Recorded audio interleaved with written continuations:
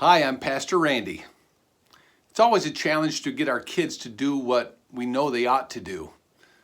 And even though they don't feel like it, we need to motivate them to help them do what is right. And there's three different forms of motivation. The first one is called external motivation. We say, hey kids, if you do your chores, you'll get a treat. It's something that from the outside impacts them. Sometimes maybe it's giving them an allowance. Sometimes it's simply giving them a hug. That's external motivation. External motivation could be a positive, like I've just listed, or maybe it's negative. Maybe it's a negative motivation, meaning, when your 3-year-old reaches up to touch the stove and you say, no, no, no. They reach up to touch it, no, no, no. And you might slap their hand. You might give them a little tap on that diaper, and that's negative motivation.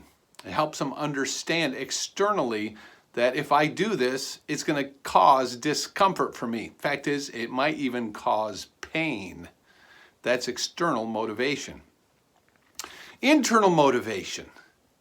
We begin to do it because we know it's right and it makes me feel good when I please somebody else or when I meet the need of others and I can feel good about myself because I did what was right. Internal motivation. So we don't just stop with external motivation, but then we discuss why the proper behavior needs to be done, and we help them begin to internally understand and desire to do what is right.